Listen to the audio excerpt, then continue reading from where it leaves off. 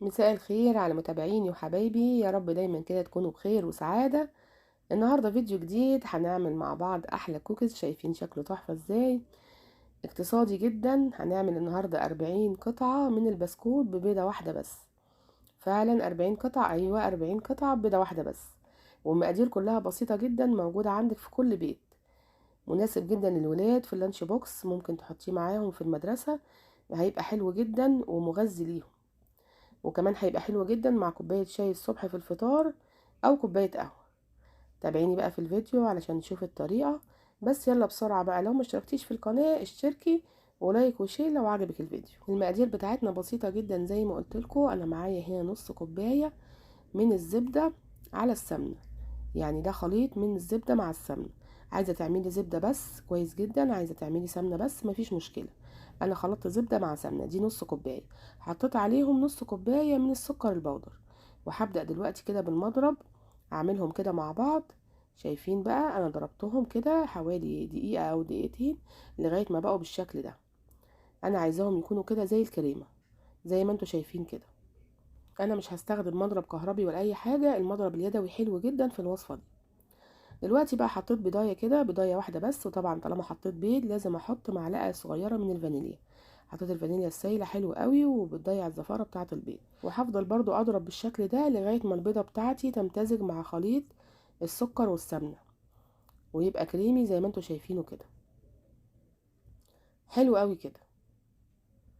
اه شايفين الخليط بقى عامل ازاي؟ ممتاز جدا، لا استخدمنا مضرب كهربي ولا اي حاجه. هجيب دلوقتي بقى المواد الجافه. عباره عن كوبايه ونص من الدقيق. الدقيق ده طبعا بتاع كحك وبسكوت، يعني ما تجيبيش مثلا دقيق مخبوزات ونعمل بيه البسكوت، لا مش هيطلع كويس معاكي. الدقيق ده خاص بالكحك والبسكوت. حطيت عليه كده معلقه صغيره ممسوحه من البيكنج باودر، ما تحاوليش تكتري عن كده. ومعلقه نشا كبيره. وكمان معلقه كبيره من اللبن البودر. هيدي طعم حلو قوي، والنشا كمان هيديله نعومه وهيديله قرمشه كده في نفس الوقت. وكمان حطيت ذره من الملح. دي كده المكونات الجافة، هنخلطهم مع بعض كويس جدا ونقلبهم. ودلوقتي نبتدي نضيفهم كده جزء بجزء على المكونات اللي احنا عملناها قبل كده، الزبدة والسكر وكمان البضاية اللي احنا خلطناهم كلهم مع بعض وبقى كريمي بالشكل ده. حطيت كده، هحط الدقيق بتاعي جزء بجزء. انا مش هعجن بايديا ولا اي حاجه، شايفين زي ما انتوا شايفين كده بالسباتيولا السيليكون. انا ببتدي كده اخلط المكونات مع بعض، يعني انا مش هوسخ ايديا ولا اي حاجه دلوقتي خالص. بصوا كده، بالمعلقه اللي في ايديا بقلب كده المكونات وبحط المكونات الجافه جزء بجزء. هقلب كده كويس جدا، هيختلطوا مع بعض. البسكوت ده يا جماعه سهل جدا، وممكن تعمليه كده نص ساعه بالليل هيكون جاهز، ولا محتاج تخمير ولا اي حاجه خالص. انا باكد ان البيكنج باودر معلقه صغيره ممسوحه، ما تكتريش عن كده. هخلطهم كده مع بعض وهيكون جاهز معايا دلوقتي. بس اللي يحب ان هو يعمل الجزء كده بالشوكولاته، انا خدت كده نص المقدار بتاعي حطيته كده في بوله تانية، وهقول لكم دلوقتي هعمل ايه بالظبط. يعني انا عن نفسي بحب بصراحه اللي بالكاكاو، بيبقى طعمه تحفه جدا. خدت نص حطيته في بوله تانية، وحطيت على الجزء اللي هو الفانيليا العادي الابيض حطيت عليه معلقه دقيق تانية، لان الخليط بتاعي كان طري جدا محتاج لسه معلقه دقيق. يبقى انا حطيت على الجزء الابيض معلقه دقيق. شايفين القوام بتاعه؟ البسكوت حلو جدا، ما بيلزقش في الايد ولا اي حاجه خالص. وده الجزء الابيض. لكن جزء الشوكولاته بقى جبت كده معلقه كاكاو.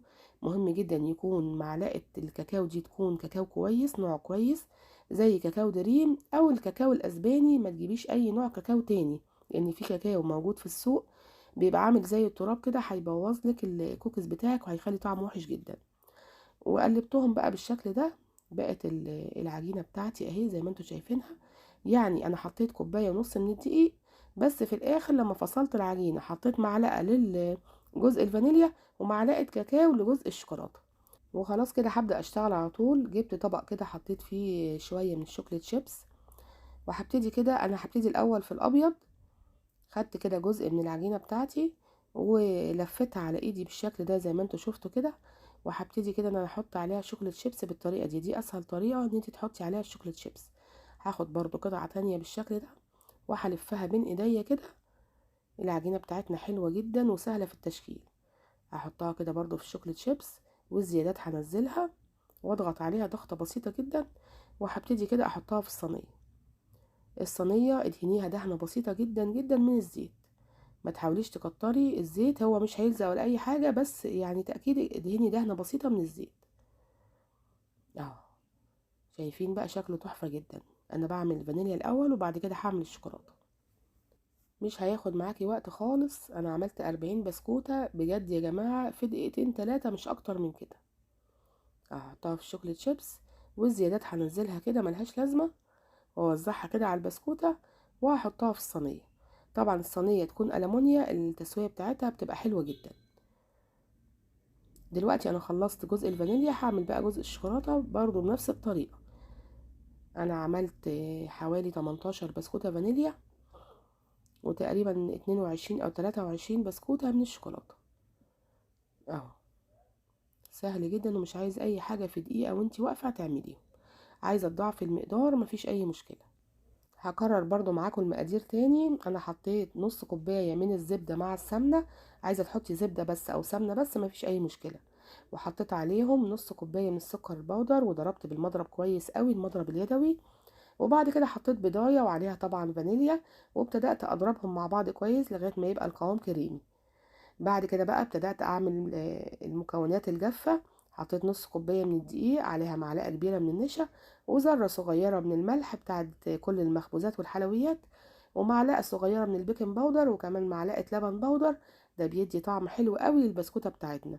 دي المكونات الجافة احنا قلبناها مع بعض، وبعد كده ضفناها على خليط الزبدة والسمنة والبضاية. قلبتهم كده مع بعض بالسباتيولا، ما عجنتش بايديا ولا اي حاجه. وبعد كده فصلت الخليط، حطيت كده جزء بالشوكولاته في بوله لوحديه، وجزء بالفانيليا برضو لوحديه، وحطيت على جزء الفانيليا معلقه تاني من الدقيق، وجزء الشوكولاته حطيت عليه معلقه من الكاكاو. وكده بقى الكوكيز بتاعنا جاهز، وشكلناه بالشكل ده. دلوقتي بقى هدخله الفرن. الفرن طبعا انا شغلته، يعني هدخله على فرن سخن، درجة الحرارة بتكون متوسطة، يعني حوالي 180. ما تحاوليش تعلي درجة حرارة الفرن علشان يطلع معاكي السوا بتاعه مظبوط. دلوقتي خلاص هو طلع من الفرن، شايفين بقى الشكل بتاعه تحفة جدا، والأرضية بتاعته مستوية جدا، والكوكيز شكله يا جماعة تحفة، ولا فرش ولا أي حاجة خالص. شكله وطعمه مفيش بعد كده. بصوا كده معايا، شايفين بقى الحلاوة والجمال. ممكن تحطيه بقى للولاد في اللانش بوكس بتاعهم، او تاخدي كده بسكوتين الصبح مع كوباية شاي بلبن او كوباية قهوة زي ما تحبي.